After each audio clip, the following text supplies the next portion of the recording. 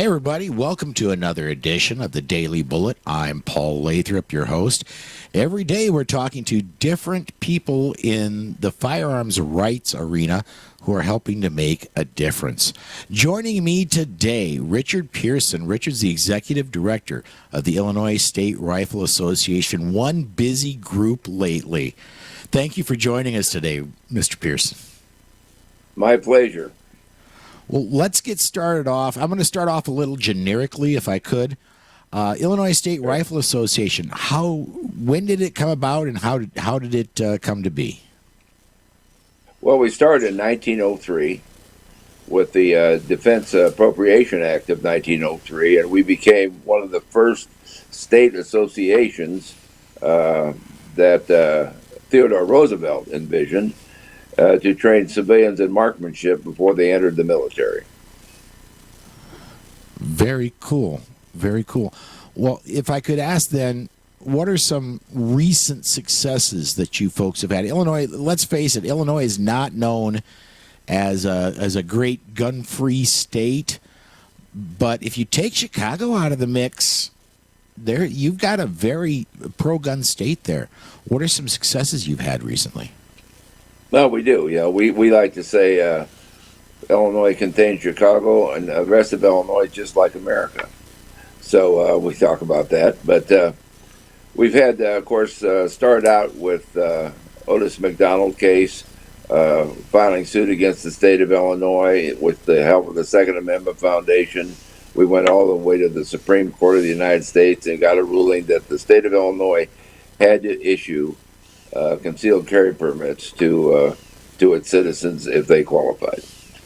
And so we carried that on, but that was a simple part of the ruling. It could have been a May issue, and when we decided to go for this, we had two things that we would not leave out. One, we wouldn't leave out anybody in Chicago. We were going to let them be cut out of the process.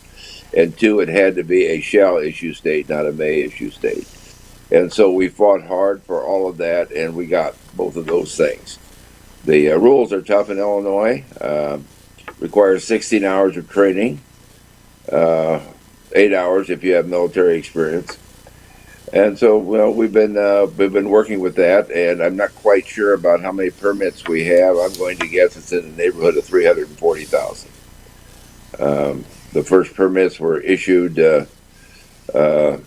in 2014, and so we're on our second round of permits. They are a 5-year permit in Illinois, and so that permitting process has been ongoing, but has been bogged down by the state police and bureaucratic nightmares, but we're constantly fighting it. Okay. Let's talk a little bit about those permits, because just recently there's been a news release. The ISRA is taking the state of Illinois to court because it is taking, if I'm reading these stories correctly, sometimes 6 to 8 months to get FOID cards initially issued, and even longer than that for some renewals and renewals of carry permits. Is that right? That is correct. It's taken a long time. There's a lot to this story. First of all, the state police, when we first started with the concealed carry permits, had a old computer system that actually used Fortran with their basis, and and they had to get people in from India to work on it because nobody else here knew how to work on it. So one of the things with the permitting process was the state police gets $120 for a permit for 5 years. That money was to go to upgrading equipment, hiring personnel to make it all run smoothly. Mm-hmm. They did not do that. They did not use the money. The funds were swept out of their accounts as unused appropriations.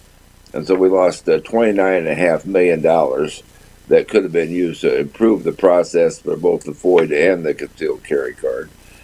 And since then, some other monies, we can't find them. It's about another 30 or 40 million here and there. So there's money there to do it, but this wasn't used properly. It looks like right now they're starting to use it properly, but the only reason they are is because we've sued them. And we brought all this to light. We actually had an inspector general's report on what happened to the money. So we used the state resources to tell on the state police. Okay. All right. So now we are in the COVID thing, and so about half the people for the state police are working at home, and the other half aren't working at all. So that is slowing the process down also. But we're probably going to be coming out of that. I learned yesterday that the state police have hired 18 new analysts. They're supposed to start after training, whenever that is, but I'm guessing at the end of November, to relieve the situation. And so we're hoping that will work, but we're going to continue the pressure with our lawsuits against the state police for delay, and and keep pushing them. We're not going to let them off the hook. So the issues you're having, I described earlier that your state was kind of two areas, Chicago and the rest of the state. Is the issues you're having with permits statewide, or is it limited to the Chicago area? No, it's statewide. The system that we designed is actually, works well as far as it works. The problem is getting everything processed. We had a case come in the other day where guys had been waiting 3 years for a FOID card. And so we have some of these extreme cases, and one of the problems is that if you fill out your application, which has to be done online now, and you make an error and you have to correct that error, it seems to go down a black hole, and nobody ever hears from that application again. So that's one of the problems that we're going to have to address in the future, that these errors have to be corrected. They check a box wrong, and it throws them out, and then you get a letter, and you don't know what you did wrong. And so on and on it goes. So we have to straighten these things out. And then we simply have to speed up the process. After the COVID hit, the governor issued an executive order extending all FOID cards and concealed carry permits until 12 months after the pandemic is over, whenever that will be. But that's still the problem, because we have the Illinois permits recognized in 23 or 24 other states, but you have to have a valid concealed carry permit, and you have to have a valid FOID card, and if this shows an expiry date on it, that is the problem, because it's not valid in their eyes. And so you can't buy ammunition online, for example. Some dealers will not sell you firearms, so forth and so on. So it's really a complicated mess right now. And we're trying to work through all that, and there is actually a task force in Springfield discussing what to do with this FOID card and the concealed carry permits. Well, wishful thinking on my part, but it'd be nice if they just went away and let residents be residents and not subjects. Well, we actually agree with that.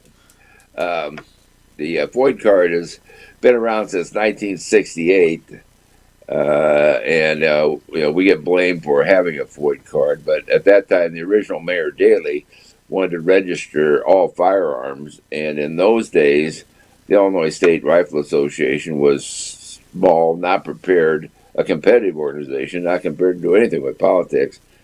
And so all the gun clubs in the state were run by the Illinois Wildlife Federation, which is a wildlife not-for-profit organization, and they weren't prepared either. So we got run over. The gun owners of Illinois got run over very quickly by Mayor Daley and the Chicago machine, and so the compromise was made. Instead of registering every firearm, you register firearm owners. And so it's not as bad as it could be, although people still blame us. Said, well, you shouldn't have given in. You don't understand how it works in politics. You are outgunned all around. And in those days, nobody even knew how to do this stuff. So if I could go back to the Chicago and the rest of the state, let's focus on let's call it the free part of Illinois, the rest of the part that's like the rest of America. What are some things that are going on down there that you could maybe say are encouraging for the rest of the state? Are you having successes, for example, down by Springfield, by anywhere else in the state that you can possibly move towards Chicago? Oh yeah. The rest of the state is actually pretty good. We have the how you transport a firearm is very reasonable in the state of Illinois. It simply has to be in a case. You can have the ammunition with it. You can have the ammunition on the seat beside you if you don't have a concealed carry permit. So the rest of the state is very good. It's actually true in Chicago, but they don't want to admit it. And so the other thing is that there's lots and lots of indoor ranges being built. We hear about a new one every day. And so for a long time, Illinois was all outdoor ranges, and sporting ranges. But with the concealed carry, I would suppose we probably have 40 or 50 new ranges in the state, and they're really nice ones, and they're big ones. And so more and more people are getting trained. The Illinois State Police had, in 1 week in June, had 5,000 new void card applications in 1 week. Wow. And so that the interest in Illinois. So, and Illinois gun owners are really not going away. The key is to get to these gun owners and organize them so they become a political force. I just wrote a column that I'm going to publish Thursday, or parts of it anyway. And I think that we're going to hit 3 million void card holders in the state of 12 million. And that's very so good. that is huge. And we've done calculations. The average state rep district has 20,000 void card holders in it. Some have more, some have less, but just on the average. And of course, the state senator districts are twice as big, so they have 40,000. But that's a substantial voting block in any jurisdiction. Absolutely. Well, we're coming up on the end of the time we have, but before we go, I'd be really remiss in my duties if somebody is in Illinois and they own a gun, they need to be a member of the Illinois State Rifle Association. But you don't necessarily need to be a resident of Illinois to be a member, do you?